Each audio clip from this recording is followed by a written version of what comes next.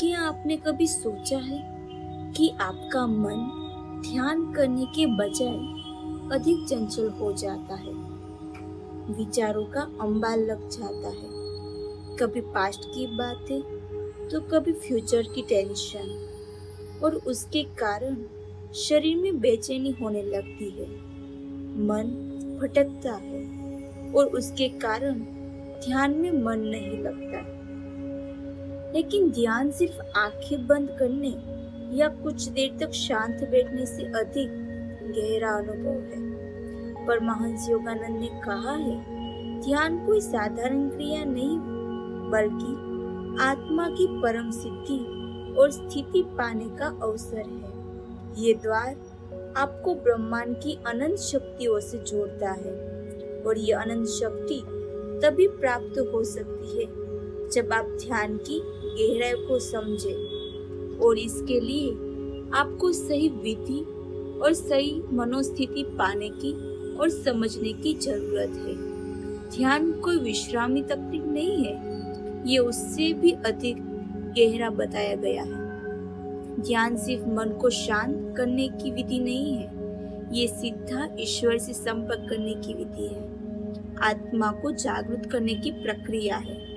हम उस अनंत ऊर्जा से जुड़ सकते हैं जो पूरे ब्रह्मांड को चलाती है। जब कोई व्यक्ति ध्यान की गहराई में डूब जाता है तब वो अपने परे जाकर आत्मा का अनुभव करता है, शांति और आनंद का अनुभव करता है।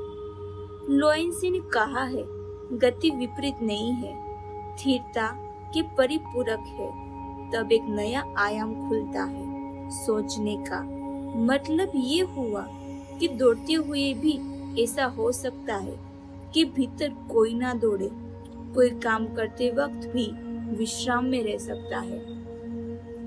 बुद्ध 40 वर्ष तक चलते रहे, एक गांव से दूसरे गांव से तीसरे गांव, अनथक यात्रा चलती रही। एक दिन उसका शिष्य मोगल्यान पूछता है, आप इतना चलते हैं, थकते नहीं? बुद्ध ने कहा, जो चलता हो वह थकेगा ही, मैं चलता ही नहीं हूँ। मोगल्यान ने कहा, मजाक करते हैं आपको अपनी आंखों से चलते देखता हूँ।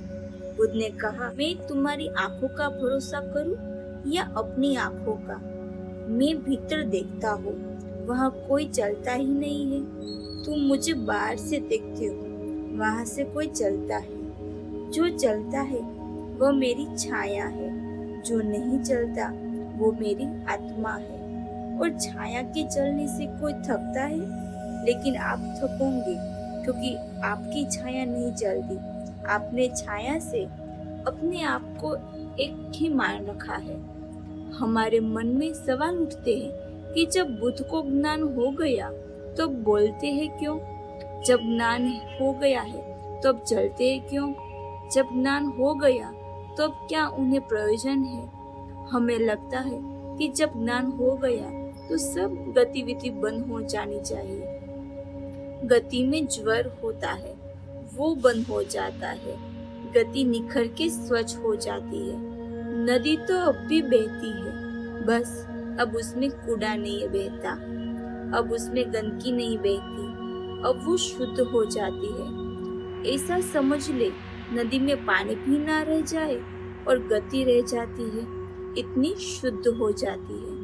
गति के साथ जो केंद्र को पाले उसने ही केंद्र को जाना, जो अपनी सारी भागदौड़ में स्थिर हो।